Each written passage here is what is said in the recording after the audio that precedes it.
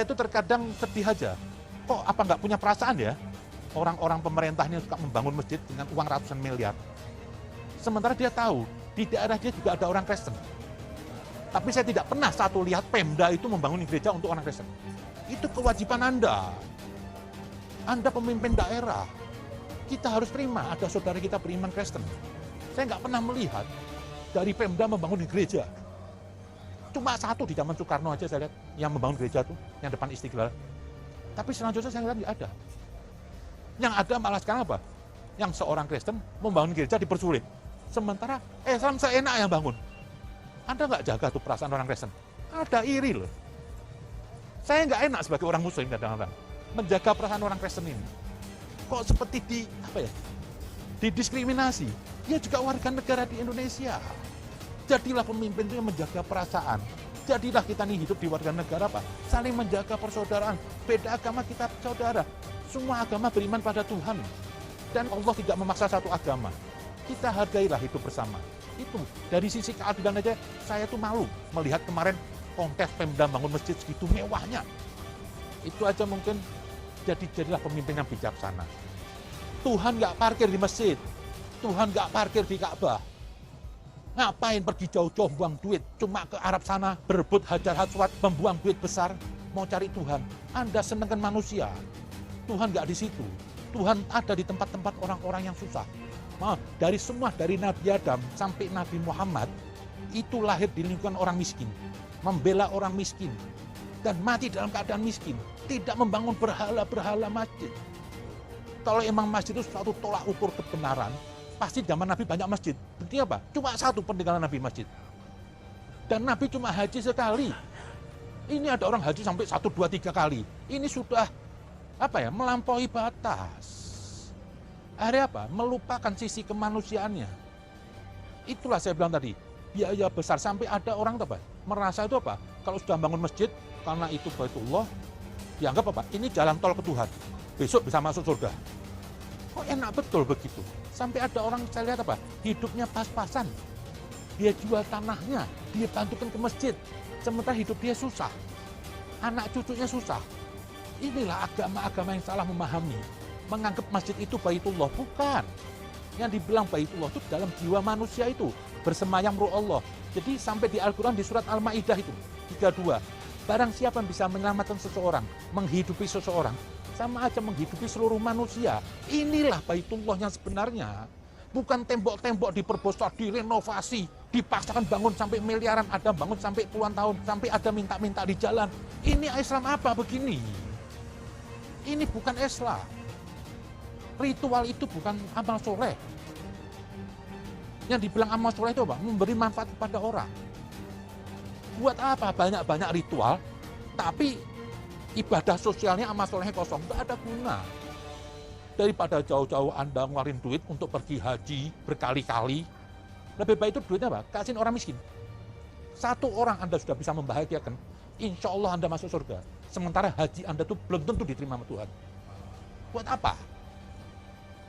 Saya lihat agama ini sudah jauh menyimpang dari kehendak Tuhan. Orang lebih banyak menyibukkan ritualnya ketimbang kemanusiaannya. Bayangkan aja, masjid di mana tempat? Saya bingung.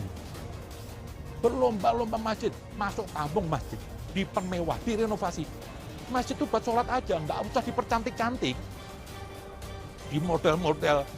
Emang kalau masjidnya lebih bagus, sholatnya lebih khusyuk? Enggak. Saya jujur aja, saya dulu tinggal di Solo.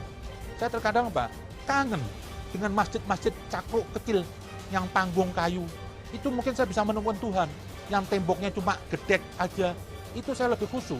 Sekarang masjid saya perhatiin sudah ada bersaing-saing keindahan, sudah nilainya hilang, sudah bukan orientasi Tuhan, dijadikan oleh pengurus masjid itu juga komoditi, ada penghasilannya, karena banyak orang nyetor ke masjid. Jadi semua berlomba, berebutan umat. Kenapa? Di situ ada hasil. Berapa persen untuk pengurus? Inilah. Jadi agama dijadikan bisnis, dijadikan alat bisnis, bertopeng agama khusyuk. Hentikanlah gerak Islam yang begini. Jagalah marwah Nabi. Janganlah Anda mencoreng nama Nabi hanya untuk kepentingan sesaat. Tidak perlu masjid dibangun seindah apapun, miliaran. Jadi nggak khusyuk beribadah ke Tuhan. Kok beribadah perlu kemewahan? Biasa-biasa sajalah. Dan di zaman Nabi itu masjid bukan hanya untuk sholat aja. Itu balai rakyat. Tempat pertampungan siapa saja bisa datang. Orang Kristen pun juga datang. Buktinya pernah terjadi di zaman Nabi, orang Kristen beribadah di masjid. Tapi sekarang saya lihat masjidnya apa? Seperti daerah apa? Orang Kristen nggak boleh masuk ini. Apa itu? Yang dibilang suci itu bukan kotor. Yang dibilang suci itu nggak boleh apa? Ada kejahatan, ada kezaliman. Jadi kita terima siapa aja masuk masjid. Semua agama itu mengajarkan cinta, saya perhatiin. Tapi semenjak manusia membuat masjid, membuat rumah ibadah yang lain, terjadilah perang atas nama Tuhan. Ini agama akhirnya apa? Menjadikan permusuhan. Tempat ibadah hanya menciptakan permusuhan. Ridwan Kamil menggunakan APBD bangun tempat ibadah Denny Sregar Kang Bliste.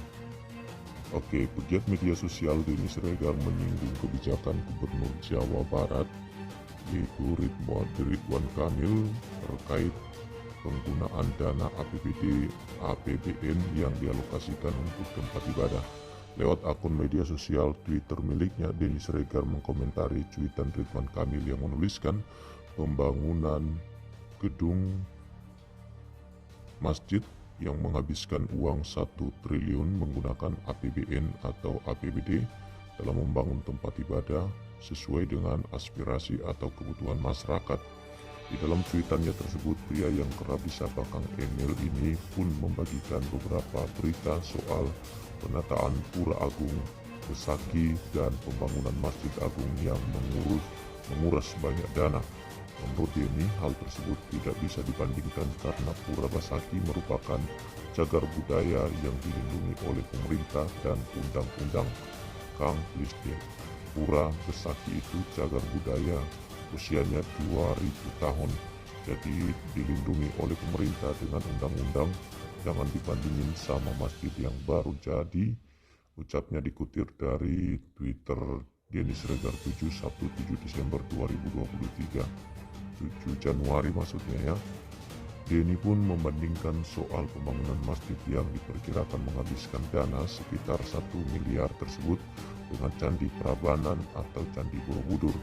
Apa nggak sekalian bandingin masjid 1 triliun itu dengan Prambanan atau Borobudur sekalian, tambah Denny Sregar.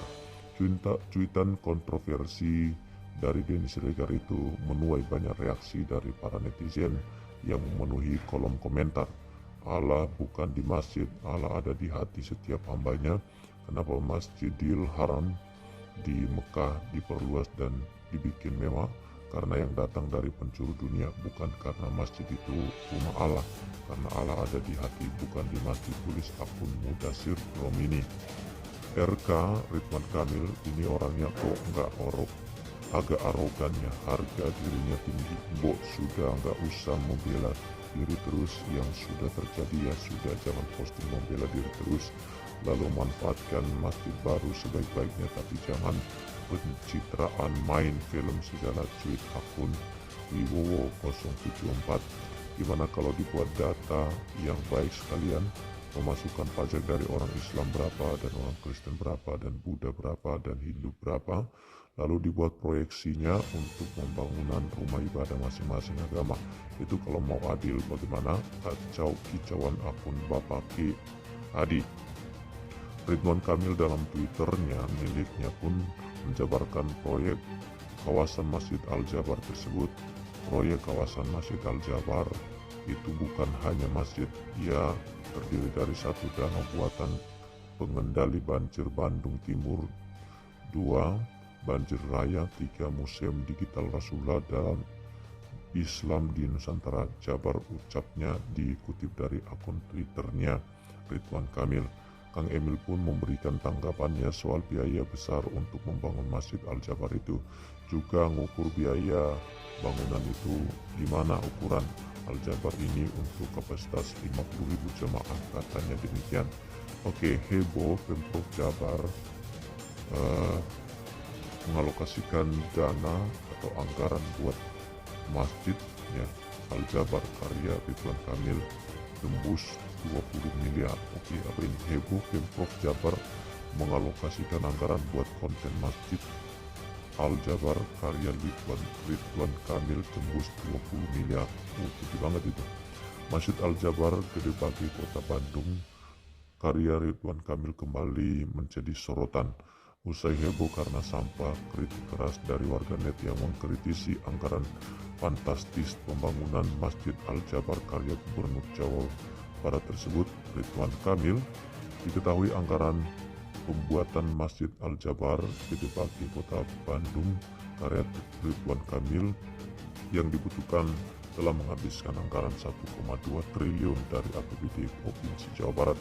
Kini masyarakat dihebohkan kembali dengan proyek pembuatan konten Masjid Al-Jabar karya Ridwan Kamil dengan nilai fantastis hanya untuk pembuatan konten, yakni 20 miliar.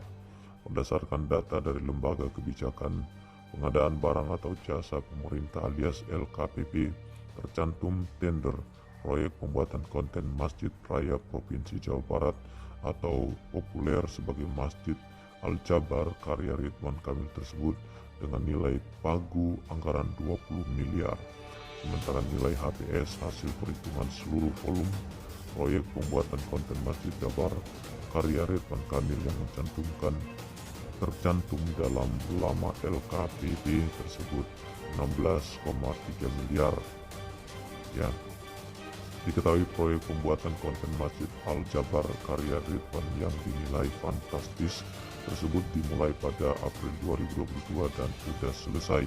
Diketahui pula pemegang tender pembuatan konten Masjid Al-Jabar ini adalah PT 9 Matahari yang nyata CEO-nya Adi Penutun merupakan alumni ITB 1 alma mater dengan Gubernur Jawa Barat. Sampai ini berita ini dibuat Jabar News berupaya menginformasikan kepada pihak pemerintah Provinsi Jawa Barat bahwa pihak pemerintah Provinsi Jawa Barat tidak menjawab pesan dari Jabar News. Menanggapi hebohnya anggaran pembuatan konten Masjid Al-Jabar karya Gubernur Jawa Barat sampai telan miliaran rupiah, pengamat kebijakan publik Kandar Karnawan menilai anggaran pembuatan konten tersebut terlalu besar. Kandar Karnawan pun merasa heran pemerintah Provinsi Jawa Barat sampai menganggarkan miliaran rupiah hanya demi sebuah konten. Ia pun mempertanyakan bentuk konten seperti apa yang anggarannya sampai tembus miliaran rupiah. Masa hanya membuat konten sampai telan miliaran rupiah? Kebanyakan tuh, sindir Kandar Karnawan Bandung Minggu 8 Januari 2023. Menurut Kandar Karnawan, pemerintah Provinsi Jawa tidak realistis karena menganggarkan pembuatan konten sampai menelan anggar miliaran rupiah. Anggaran tersebut bersumber dari APBD Provinsi Jawa, pajak dari rakyat Jawa Barat. Kalau hanya membuat konten sampai membutuhkan uang sebesar itu, memang membuat konten apa sih? Tanya dia. Anggaran miliaran rupiah hanya untuk membuat konten tersebut. Jadi ironis di tengah mereka rakyat Jawa Barat yang hidup dengan keterbatasan di beberapa pelosok Jawa Barat yang seharusnya dibantu oleh pemerintah. Mereka ada yang miskin, sulit untuk membayar uang sekolah, anaknya sulit untuk mendapatkan makanan setiap hari, berjuang hanya karena mereka tidak ada keberuntungan untuk hal itu dan sekarang bermegah-megah pemerintahan provinsinya.